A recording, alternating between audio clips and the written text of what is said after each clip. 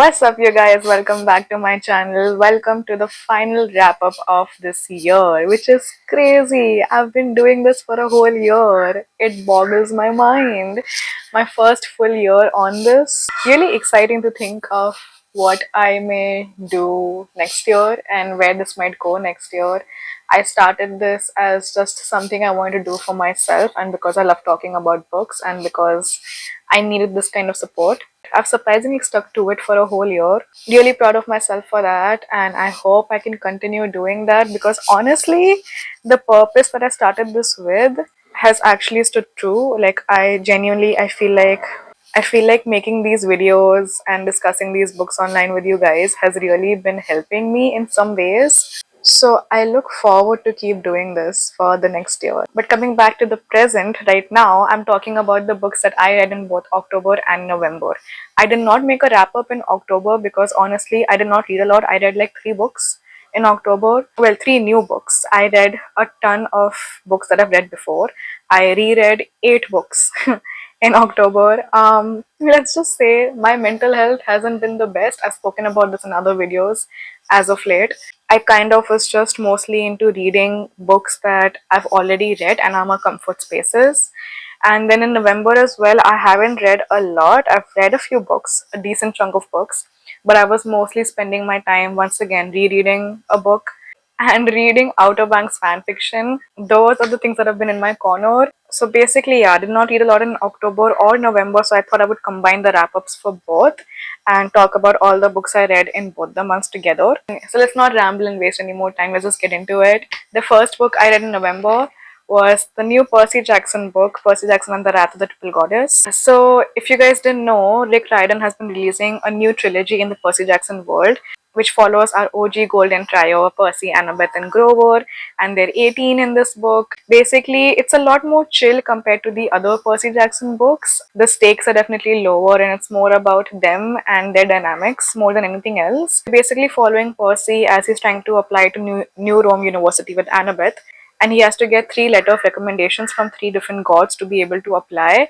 So each book we tackle a different god and the god's requests that he has to go through to be able to get that letter. So they're kind of like quests, but like a mini, more chill version of the quests. I read the first book when it came out last year and I actually surprisingly enjoyed it. I mostly just bought that book because I was curious and because it's the OG trio and all of that, but I actually ended up liking that book. This one, on the other hand, was okay. I don't think it's really necessary. I don't think it added anything to this world or these characters. I wasn't put off by it per se, but it was slightly boring and just really felt unnecessary. Like, I don't feel like I gained anything new from this world by reading this. But I read it, and that's all that I have to say, honestly. Yeah. Moving on, though, I started a series that I'm so glad I finally found the time to get into, and I can't believe I did not get to it sooner because these books, gorgeous, gorgeous books. I read the first 2 in October and the third one in November. I'm talking about the Heartstopper series. So we have Volume 1, Volume 2, and Volume 3. Honestly, so glad I read these because these are the cutest. They're graphic novels, by the way. So they're super easy to read. I read all of them in like 10 minutes. That's it. That's all the time it took me to read them. And they're genuinely so cute. I don't know what I was expecting. I definitely wasn't expecting to be enamored by them as much as I am because I know they're mostly meant for younger readers, and both the boys in this book are also pretty young. Charlie, I think he starts off in the first book as 14 and then he's like 15 or 16 by volume 3. So they're really young in these books. But dude, I'm so glad I read them. You don't feel like you're reading like a children's book, or you don't feel like this is too naive or too innocent for me at any point. It's just so, so, so sweet to follow both Charlie and Nick. They have such a beautiful bond, the way it's been explored, the kind of time the writer has given to their story to develop has been just so wonderfully done, so wonderfully depicted. One of the things I'm most impressed by in this book is how much they communicate with each other. If you don't know, this is a queer romance between Charlie and Nick. So Charlie is already out. He was outed by force by some of his classmates, and Nick isn't out yet. That's why we start with the first book. The way things have been handled in this book, Let me start off with the way they communicate. My god, I have never seen such healthy communication in a teen romance book before, and I was so happy to see the way they talk to each other and tell each other and hold each other accountable. Tell each other, you know what, this was okay with me, this was not okay with me, or I was feeling, this is how I was feeling, can we talk about it? I It was so wonderful to see. God, can we please bring back healthy communication in books again? Because this was honestly so heartwarming to see the way their personalities just gel with each other so well. They really just get along so well. They complement each other so well. General topics around the LGBT community and bullying and coming out and even mental health topics like eating disorders, they've been so well handled. Like there are certain conversations that these characters have with each other about what it means to own your sexuality and what it means to stand up for yourself, what it means to come out. So many wonderful conversations around mental health and identity, and they've all been done in such a simple manner. Like the conversations aren't very lengthy, they don't come across as deep, but they hit right on the mark. Genuinely, in such a simple way, the writer has been able to put across all these different conversations, all these nuanced conversations so well. I'm just so impressed by all of that, and I feel like these books, I highly recommend that you read these books, especially if you're in your adolescence age, or if you know kids, if you know people, if you know kids who are entering their teens or are in their teens. I feel like these are very important books to surround yourself with. I think my main takeaway from these books is how impressed I am with them. And the romance, please, they're too cute. They're too cute. Even the other side characters and their romances, just so sweet and innocent and like all these teenage puppy love kind of vibes. Oh god, I did not think I would fall for these books as much as I did. Honestly, can't wait to read the other volumes ahead. I will say, especially by book three, there's a lot of conversation that happens around eating disorders and self harm. We dive deeper into topics like that, especially towards this book. So you might want to check up the trigger warnings if you wish to. But I don't think it was handled in a gruesome way. It was done really well. As of now, those conversations have been left open. Explore them even more in further volumes, which I'm really looking forward to. I think one thing that's also left a huge impact on me, especially by volume 3, is the fact that I myself am someone who has struggled with an eating disorder, and I still continue to, honestly. That's still something I'm battling. It was really bad a few years ago. One thing I never see, I see a lot of books reference eating disorders these days, a lot of shows and movies reference that. But I think one thing no one ever talks about is how much when something bad happens, your first response is, I will give up food, I will not touch food, I will stop eating. Your first response is a fear of food. Even if it has nothing to do with food or your body or anything related to how your eating disorder began, that becomes your first response because it's the first thing you can control. And we really explored that in this book, which I was really surprised to see. I did not think that this is really the first this is really one of the only times I can think of we've where we're actually seeing what having an eating disorder means, having to deal with something like that in a recurring manner. What that looks like is something we're exploring in this, which I was really happy to see. It felt really relatable. So these books honestly are like a 5-star for me. I highly recommend. God, I feel like I just yapped for 20 years about those books, but they deserve it. But the next book I read was a fantasy, and it was One Dark Window by Rachel Gilling. I think that's how you say it, I'm not sure. I had a lot of high expectations for this, and I feel like it started off really well as well. I feel like it did not live up to its potential. So the plot of this book is really hard to describe. We're in this world where there's a sort of like a curse, a sickness that's come upon this kingdom. And if people catch that sickness, they can be infected with magic, and those people are not allowed to survive. And our main character caught that sickness and caught that magic, and she somehow survived under the radar. So people don't know that she has some magic in her. And then we also have these cards, these I think 12 cards or so, and each card has a different type of magic that it allows its user to have. And basically, if we collect the entire deck, if we find every single card, then we can get rid of this sickness, this curse that this kingdom has. Our main character, a girl who's infected with this kind of magic, she has like a monster in her, and her love interest. They like sort of pair up to find all these cards, and it's sort of enemies to lovers. Very complicated magic system to explain. I don't know if I made sense of that, if I did that justice. But yeah, very unique plot. I haven't read anything like this before. But the story in itself, I honestly, when I finished it, I was just so unsure of how I felt about it because my reading experience, I had a good time reading it. Like, I was like, oh, this is nice, this is fun. It's written well and stuff like that. But I did not feel any sort of pull in me to finish the series. It's only a duology, so there's only another book. But I had no sense of wanting to finish this book at all. Like, it just did not pull me that way. Like, I feel like when you're reading it, you're enjoying what you're reading, but it's not interesting in any way. Like, it did not call to me in any way. I never think about it. The characters did not elicit anything from me. The story did not elicit anything from me. For me personally, it just felt like a touch and go kind of a book. Like, I picked it up, I read it, and fine, that's it. There's nothing bad about it per se, but there's nothing engaging about it either, which is really sad because I had a lot of high hopes for it. It's so well loved and well hyped on BookTube and BookTok. I was hoping for a great reading experience out of this, but unfortunately, that is not so. I have no intention of finishing the duology, and I read the summary of the second book just in case to see. And honestly, the plot loses itself in the second book. So, honestly, I'm glad I did not waste my money on buying the second book and reading it because I feel like this is as good as it gets. From everyone's reviews that I've seen, people seem to say that, this was good, but the second one wasn't. So, I think this was fine on its own. I personally wouldn't recommend it. If you want fantasies, you can definitely skip this one and move on to something better. Next book I read, I talked about in detail in my Pune vlog.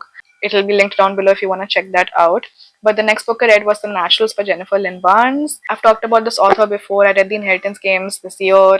Everyone told me this book would be right up my alley, and unfortunately, it wasn't really. Before I get into my thoughts, though, what the book is about, it's pretty much Criminal Minds, but make it YA mystery. We follow these five kids and our main character, Cassie. They basically have these enhanced abilities, like not superpowers per se, but these enhanced sensory abilities. Like our main girl, Cassie, she can profile people really well. We have a guy who can read emotions really well. We have a girl who can, through your behavior, tell if you're lying or not. Abilities like that regular people don't have. The FBI recruits these five kids and starts training them to be able to really hone into their abilities and also help them with cold cases. And obviously, all of these kids have a dark past of their own related to murders and stuff like that.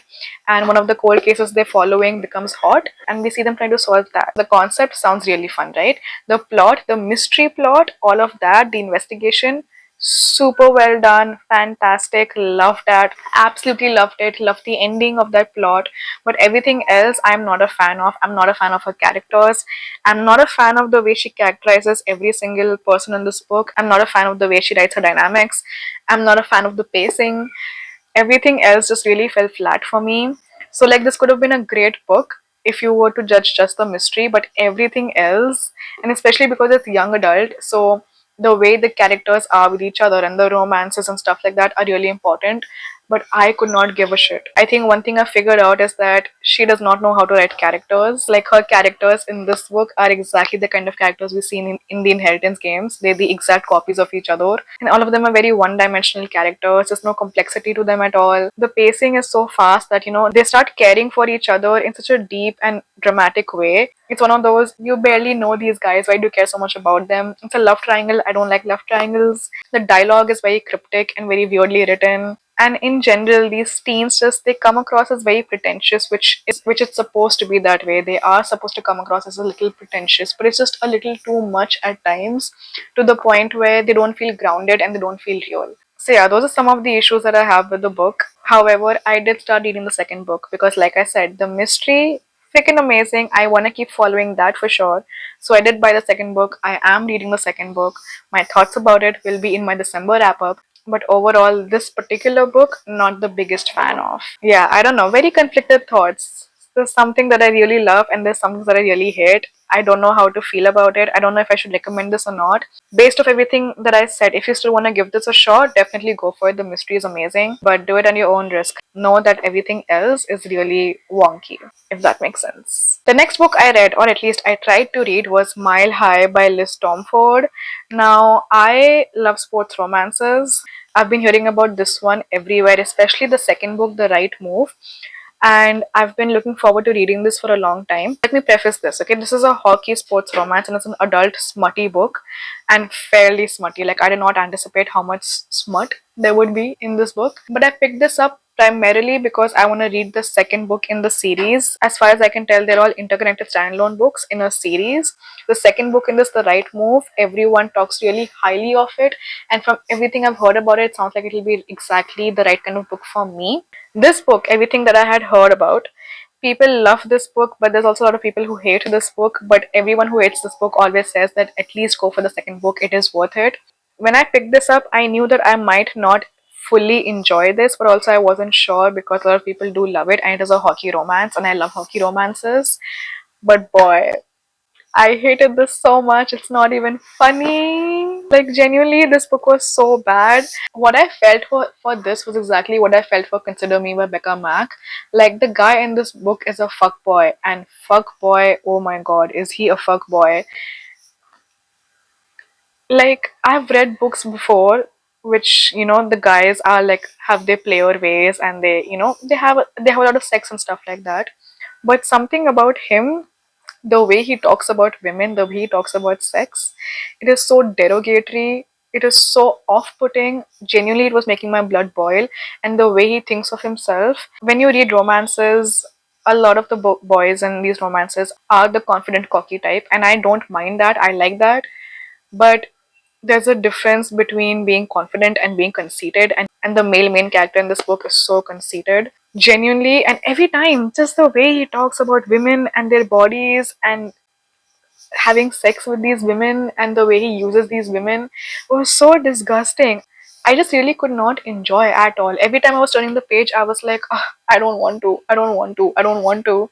So eventually I was like, I'm gonna give up. I did not even get halfway through. I didn't even get 100 pages into the book. I think I got like 60, 70 pages into the book, and I was like, I'm done. I cannot with this man.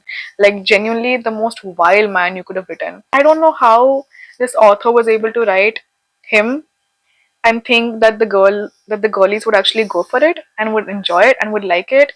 And I'm sure this is one of those, like, he's a player and he reforms and he like changes his ways for this girl. But bro, I'm sorry. I really cannot accept this. This is, yeah, not for me. But like I said, I will be reading The Right Move for sure, because I really do think it's for me. And that book was my aim to begin with when I started the series. So I will be reading The Right Move. Hopefully I enjoy it. If I don't enjoy it, I will give up on the series altogether. I can't even look at the cover anymore because of how frustrated it makes me feel, because the cover is like beautiful. Like, look at this cover, and there's Mile High written everywhere, if you can see, as like a watermark. Like, honestly, beautiful cover, but now it just makes me frustrated to look at, because I even the text is so pretty. I just, god, the prettiest cover but the suckiest book. I can't. And the last book I read in November was Tuesdays with Maury. It's by Mitch Album. It's a non-fiction. It's about our author, Mitch, and his teacher that he had, who died from ALS, and how he would visit him in his last few months of his life. And he would visit him every Tuesday, and his teacher was a very like philosophical kind of a person. So the book is about everything he learned from him on his deathbed. Very interesting book. Everyone hypes this up to be some kind of a big, like, life learning kind of a book, which I don't think it is for me personally. A lot of what we discuss in this book is something that we're all already aware of. A lot of the things discussed in here is something I'm already aware of, or I already think of, or I already ponder about. But I can tell why 20 years ago this would have been like an amazing, eye-opening book. I just don't think it's as relevant as it is now. That being said, it was a really sweet read. I feel like it's written well. There were some moments in the book that really caught my heart. There are a few one-liners in here that are really that do feel like they're relevant and they're potent. So yeah, I feel like it was nice. It was a nice, sweet read. There are some lines that stuck out to me. For example, most of us all walk around as if we're sleepwalking. We really don't experience the world fully because we're half asleep, doing things we automatically think we have to do. Things like, if you're always battling against getting older, you're always going to be unhappy because it will happen anyhow. True. Then things like, remember when I said about finding a meaningful life? Devote yourself to loving others, devote yourself to your community around you, and devote yourself to creating something that gives you purpose and meaning. You notice there's nothing in there about a salary. So, a lot of sentiments that I also share that I found in this book, especially this line here, that's what we're all looking for, a certain peace with the idea of dying. If we know in the end that we can ultimately have that peace with dying, then we can finally do the real hard thing, which is make peace with the living. So yeah, there I did find a lot of sentiments in here that I also shared along with this professor. And yeah, that's about it. Not much to say. I thought it would be a lot more impactful than it turned out to be, but whatever I did get was nice. And that's it. I read 1, 2, 3, 4, 5, 6, 7, 8, 9 books combining both the months. So it's honestly not that bad at all. But yeah, those are all the new books I read in the last 2 months, and now we have one final month to go.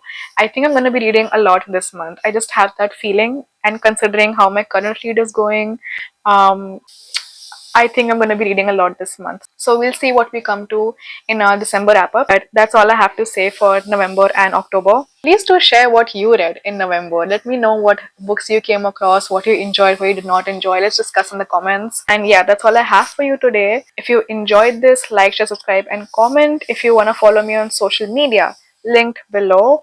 And that's about it. Thank you so much for watching.